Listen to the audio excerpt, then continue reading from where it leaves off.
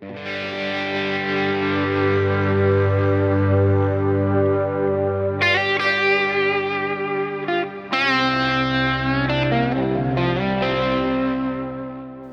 guess it was about 1958 or so. I was 13 years old.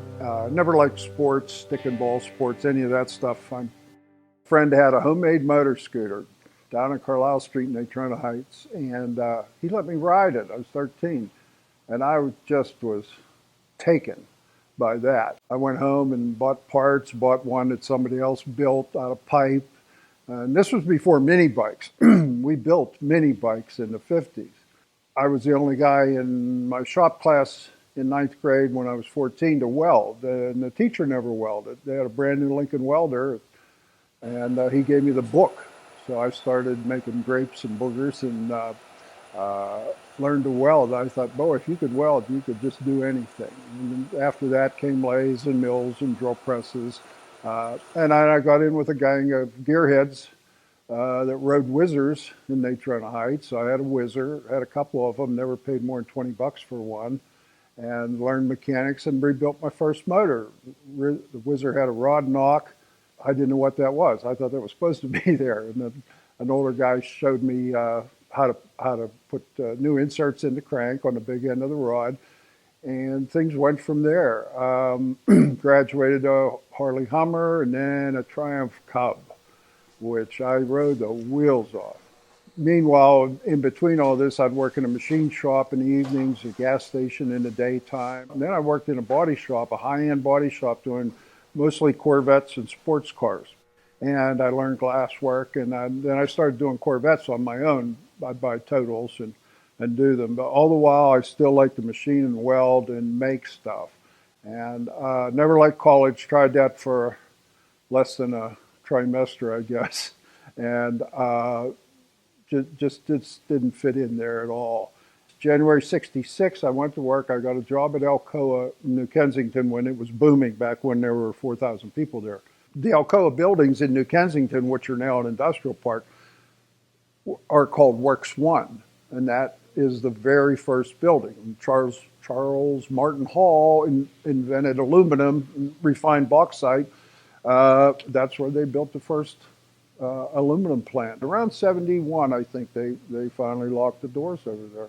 Kind of sad at the Allegheny Valley was, everybody drove fast cars and motorcycles and enjoyed a pretty good standard of living because they worked at PPG, Allegheny Ludlam, or Alcoa. Between those three plants, if you got a job there, you had a job for life, at the time, and you lived pretty well. In '67, I started racing, and I raced from '67 up into the mid 1970s.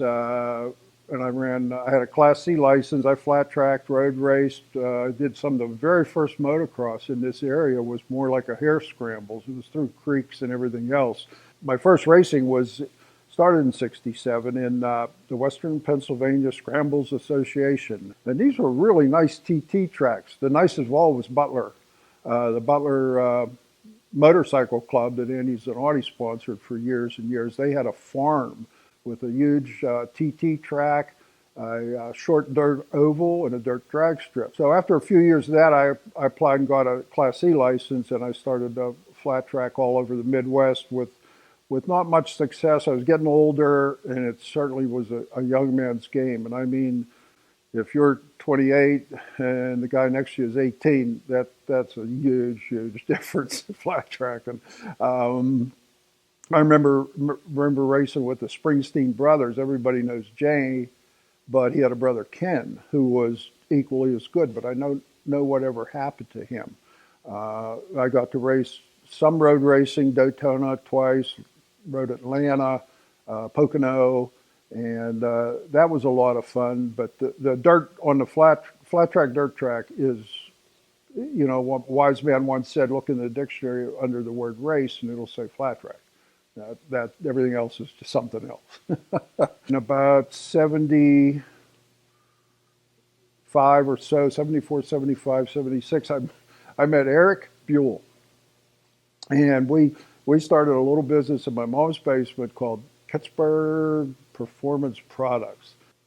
Eric's father was a patent attorney, and he helped a guy that invented alclad uh, aluminum. Then uh, those are the pots and pans utensils that are aluminum inside with a thin sheet of stainless on the outside. And then it revolutionized cooking, I guess. Well, Eric, he said these are going to make disc brakes for road racers. He was so racing oriented. The guys at Road Race are really nuts on weight and things like that. And so he would get sheets of that and would cut them out and made disc brakes for different Yamahas primarily. Eric was really funny, and he was really a driven person, but he was haphazard. I couldn't slow him down to, I'm a tool and die maker, so I do things very methodically, very neatly, and Eric would just, slap stuff together and do this and do that. He was an incredible rider, as many of you know. He was a fantastic rider. He rode too hard. He either crashed or won. If we go to the races, like we went to Daytona, and my bikes were all washed, waxed, parts in the van, everything loaded perfectly, toolboxes, and he would shovel all his stuff in the van. He said, well, it's a 15-hour drive. I can put the bike together in the van going to the races. That was typical. That was typical Eric. But he got a ride from Harley Davidson in those days. Harley Davidson, and many people don't even know this. They bought an Italian company, and they sold a road racer called the RR250. They had an Italian rider, and then the famous Triumph rider and Harley, Gary Scott, rode one. And Eric rode one. They weren't as reliable as the Yamaha, but they handled as well. And Eric, he was at the forefront of that. In those days, Eric was a pretty free spirit. And one day he said, you know what, I quit all this. I'm going back. He had nearly got a degree in engineering at Pitt. And he said, I'm going to finish my degree, and I'm going to go to work for Harley Davidson, and I ain't going to make Fat Bob tanks. I didn't see him for 20 years then, except on the news and the magazines and his success. So I went on my own. I had a little lathe at home. I got a little milling machine, and I just started making parts. And my dream was to have my own machine shop. It was rocky for quite a few years. And then I was able to build this building on the family farm, add on to it several times, had a high of 10 or 11 employees, and I managed to run the shop for 40 some years here in this building, and I retired at 72. In the early days of my business, I did a lot of motorcycle machine work. I started cylinder boring and crankshaft rebuilding and a lot of things like that, but I always had a separate little shop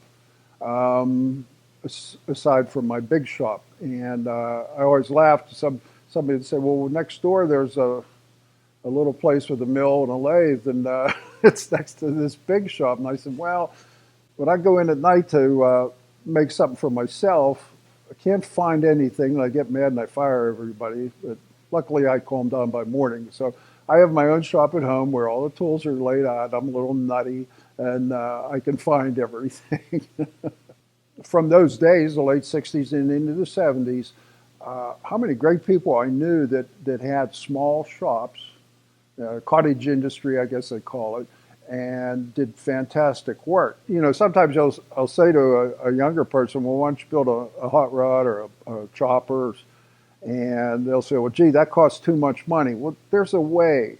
You can do stuff, and you can build stuff if you really want it, and if you apply yourself. And that's the way it was growing up, I guess, is you might have wished you had a brand new Harley, or you wished you had one of, a car or something. So you worked your way up. People just want this one first. They don't want a ratty old Yamaha that they can paint themselves and fix up. No, I just want that one. There's nothing in a Harley showroom I want, but if you tell me about some boxes in the shed, man, I'll beat you there, And then it was that fun and that personal pride that you took a basket case and you made something out of it. Anybody can go buy one of those, but you got to build one of these, and that's the difference. Way back when, there were garage builders everywhere before the pros took over. especially bikes and hot rods, you had to have friends that did all the different things.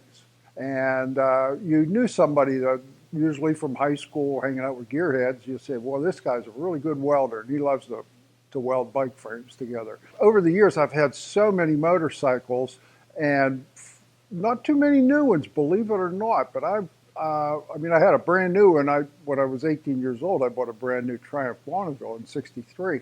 Love old Ironhead Sportsters. I just sold one. I just like to look at them. I call it 60s style with straights, small tank, black, seat and pad, short bars. Chopper behind me is definitely one of my favorite bikes. I built that with the help of a dear late friend, Albert Moore, and I built that. And it's a brand new Harley motor and Yaffe frame and tin work. After I got rid of the business and I had a little bit of time, it seems like I'm busier now than ever. I had an opportunity to buy a couple Triumph 500s that had been sitting out. So I scooped those up, and one's finished, the purple one we looked at earlier. I loved Triumphs when I was a kid, and I took a particularly liking to the Cubs. That was a 200cc little trail model. The story behind Cubs, the only little bike Triumph made was the Terrier. It was a 155cc, and it was really a dog, like 8 horsepower, good for commuting in London. And the American distributors in California and in Maryland of Triumph back in the 50s, they said, late 50s, they said to Triumph, you have to build a better little bike. We wanted something you can trail ride short track, desert ride, and all that. And they talked them into bumping up the displacement to 200 and redesigning the looks of the bike. And so around 60, the bike just turned into this great looking motorcycle, and it got nicknamed the Baby Bonnie. It was a stepping stone because the bike only cost $600 or $700. If you bought one of those and you rode the wheels off it, delivered papers or whatever, you wanted a 500 next, and then you wanted a 650. The older guys like myself really like them and feel an attachment to them. In the early 70s, when I did motorcycle work, I had picked up a dealership for a dirt bike made in Mexico, of all places, and one made in England, which fizzled out real quick. But by having those, I was a legitimate dealer.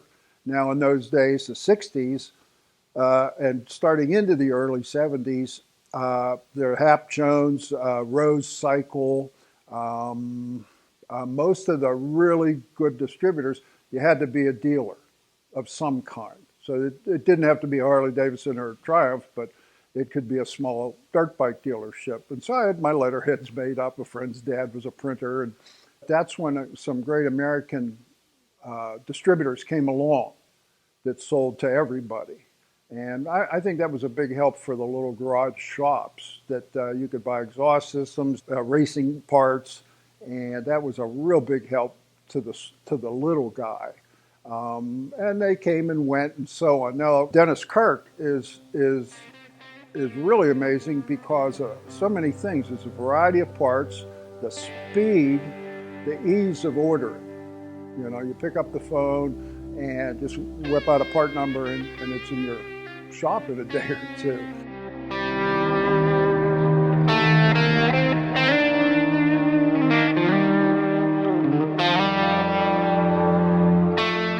I'm Ed Fish, and I'm from Turin, Pennsylvania, and I'm a Dennis Kirk garage builder.